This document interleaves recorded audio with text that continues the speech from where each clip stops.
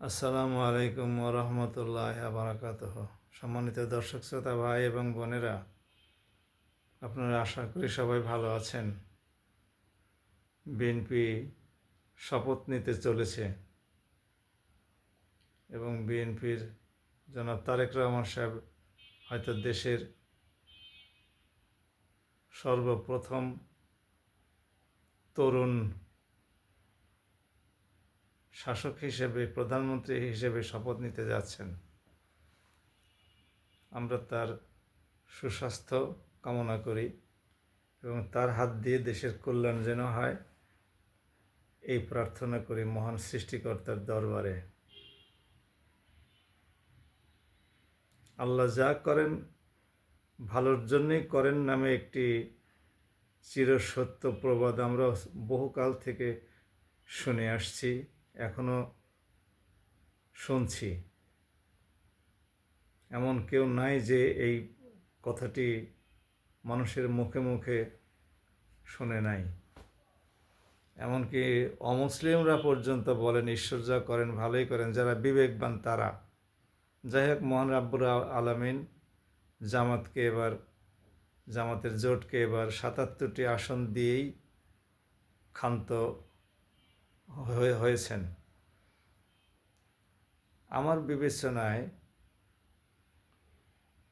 খুব সম্ভবত এটা জামাতের জন্য ভালোই হয়েছে।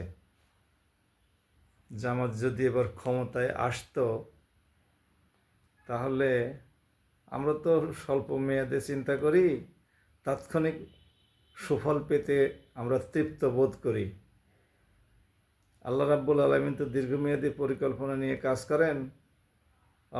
মাকারুল্লাহ আল্লাহ খায়রুন মাকিরিন, আল কোরআন থেকে তেলাওয়াত করলাম। আল্লাহ পাক বলেন, তোমরা যে যত বড়ই কৌশলবিদ হও না কেন, আমি আল্লাহই সর্বশ্রেষ্ঠ কৌশলবিদ। তো আল্লাহ পাক দীর্ঘমেয়াদী পরিকল্পনা নিয়ে কাজ করেন। আমি কথাটা বললাম এই জন্যে যে জামাতের জন্য এটা ভালো হয়েছে এই কারণে যে এইবার বিধ্বস্ত একটা অর্থনীতি দেশে জামাত যদি ক্ষমতায় আসতো, এই অর্থনীতিকে মেরুদণ্ড সোজা করে দাঁড়াতে জামাতের প্রচুর পরিমাণে বেগ পেতে হতো। জামাতের মতো একটি দলের পক্ষে খুব সম্ভবত এই বেগ সামলানো সম্ভব হতো না। বিএনপি একটা পোড় খাওয়া দল, যদিও জামাতের পরে তার জন্ম, কিন্তু 3বার ক্ষমতায় তো ছিল, রাজনীতি করেছে, ঘাত প্রতিঘাতে শিখেছে, এ সমস্তগুলো তো করেছে আওয়ামী লীগের সাথে করে। জামাতের তো এই প্রথম অভিজ্ঞতা।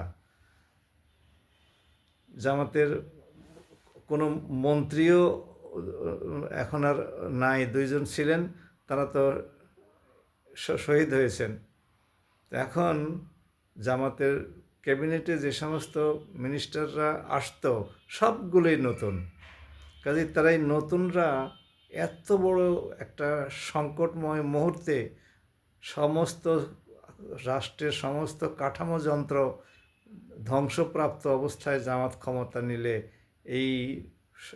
এগুলোকে পুনর্বাসিত করা, এই সমস্যার সমাধান করে অর্থনীতিকে সচল করা, সামরিক বাহিনীকে পথে নিয়ে আসা, তারপরে শিক্ষা প্রতিষ্ঠানগুলোতে সুশৃঙ্খলা ফিরিয়ে নিয়ে আসা, বিচার ব্যবস্থাকে ঢেলে সাজানো, এত কিছু সাংস্কৃতিক অঙ্গনে এটাকে করা, মানে আমাদের ধর্মীয় সংস্কৃতির সাথে সামঞ্জস্য রেখে এটা প্রতিপালনের ব্যবস্থা করা, এত কিছু সামাল দেওয়া জামাতের পক্ষে সম্ভব হতো না। এরপরে বিদেশি চাপ আছে, ওই চিটাগাং বন্দর দাও, তারপরে তিস্তা প্রকল্প বাস্তবায়ন করো না, এই সমস্তগুলো তো আছেই।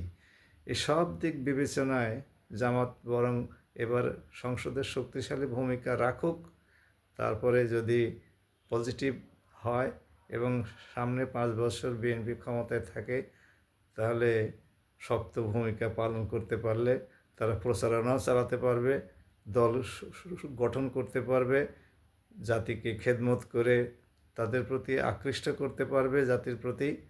এই সমস্তগুলো করে তার জনপ্রিয়তা বাড়াক।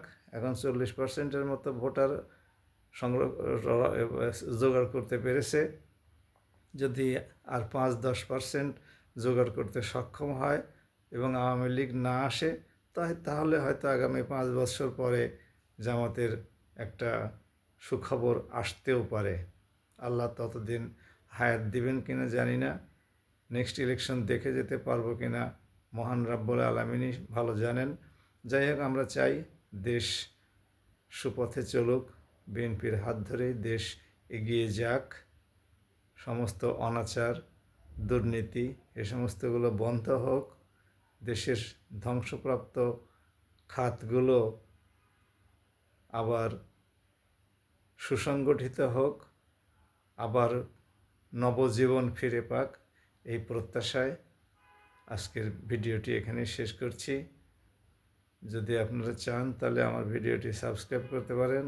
আমার চ্যানেলটির নাম হলো ডক্টর আতাউস অ্যানালিসিস, এবং পাশে থাকা বেল আইকনটি ক্লিক করে রাখুন। আল্লাহ হাফেজ। বাংলাদেশ জিন্দাবাদ।